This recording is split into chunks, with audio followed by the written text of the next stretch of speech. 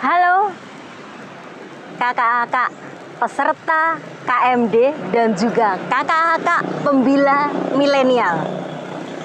Salam Pramuka. Selamat datang kembali di channelnya Pusdiklatcap Kuartir Cabang Kota Surakarta. Hari ini saya Kak Dwi Masruroh dari pelatih golongan siaga Kuartir Cabang Kota Surakarta akan menyajikan materi untuk kakak yang berjudul Ragam Upacara.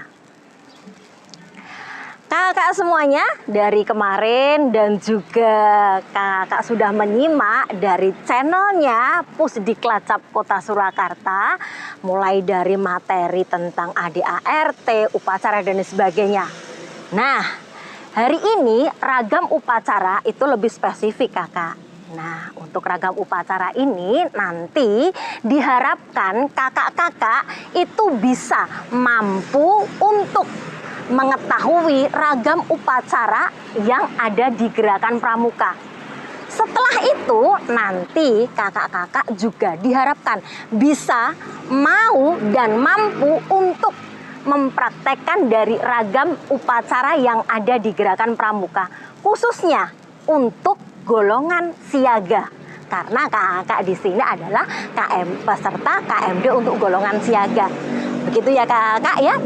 Nah, untuk upacara sendiri itu kakak, bahwa kita tahu landasan hukum dari upacara di Gerakan Pramuka itu ada di SK Kuartir Nasional Gerakan Pramuka nomor 178 tahun 1979 yang memang sudah sangat lama sekali tapi masih kita gunakan sampai dengan saat ini.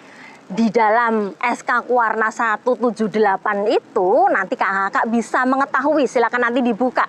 Sudah jelas di situ ada tercantum bagaimana juklaknya, petunjuk pelaksanaannya dan juga juknisnya, petunjuk teknisnya dari kakak-kakak itu melaksanakan upacara di Gerakan Pramuka.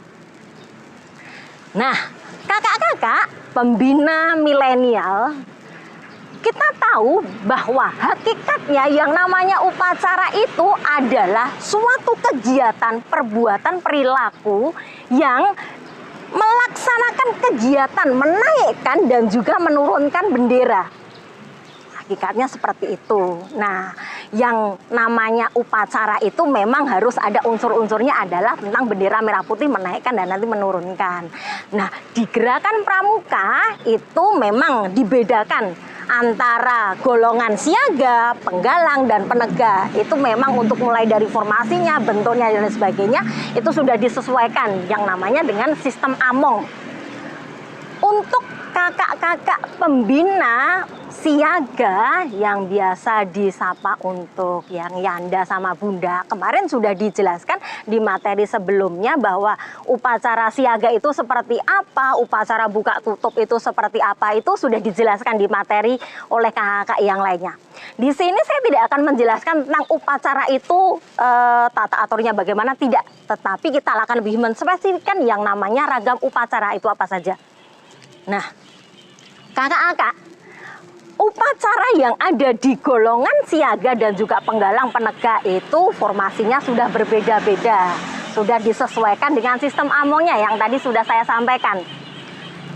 Siaga, formasinya itu memang lingkaran. Kakak semuanya tahu kenapa melingkar dan sebagainya. Itu tidak terlepas dari sistem amongnya. Ingarso sung tulodo. Di depan itu harus jadi teladan. Jadinya diharapkan kakak-kakak itu, kakak pembina siaga Yanda Bunda itu selalu bisa hadir di depan peserta didiknya, di depan para siaganya. Jadinya 80% itu dari anak-anak siaga itu meniru tulodo. Jadinya mulai dari penampilan Yanda Bundanya itu benar-benar akan ditiru. Engarso sung tulodo, 80% itu akan jadi teladan. Jadi nanti kalau Yanda sama Bunda itu penampilannya itu tidak oke, jangan salahkan kalau nanti anak-anak siaga kita juga berpenampilannya ya asal-asalan saja. Gitu ya Kak ya. Ragam upacara ada di gerakan pramuka itu memang beda-bedanya ada di formasinya. Berbeda lagi dengan yang namanya di golongan penggalang. Penggalang itu angkara, mereka sudah sedikit terbuka. Nah, mereka tidak 80% mereka akan melihat, mencontoh dari yanda bundanya. Nah, perbedaannya dari siaga sama penggalang itu memang ada di formasinya dan sebagainya. Tetapi unsur-unsur di upacara itu sudah hampir semuanya harus ada. Jadinya mulai dari ada bendera merah putih itu harus ada, pembacaan Pancasila, pembacaan dan juga pengucapan yang namanya kode etik. Siaga, penggalang, penegak itu semuanya punya kode etik. Jadinya nanti sudah ada pembacaan dan sebagainya terus ditutup dengan doa. Memang perbedaannya itu memang antara yang pembina siaga berbeda dengan pembina penegak, penggalang dan sebagainya. Kemarin sudah dijelaskan untuk yang kakak dari materi yang selanjutnya atau yang sebelumnya ini sudah dijelaskan bahwa yang namanya postur pembina itu seperti apa. Sudah berbeda-beda semuanya. Sudah mempunyai karakteristik yang berbeda-beda. Karena memang peserta didiknya sudah berbeda-beda.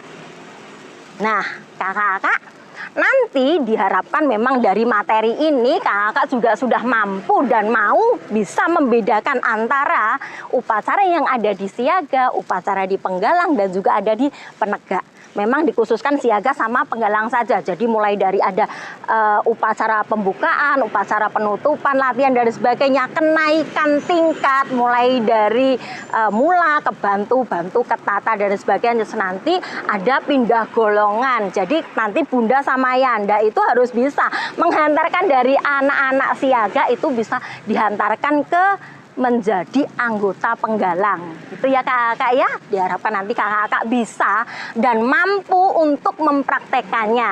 Nanti kalau ada yang belum jelas nanti bisa ditanyakan pada waktu kita bertatap muka via Zoom meeting.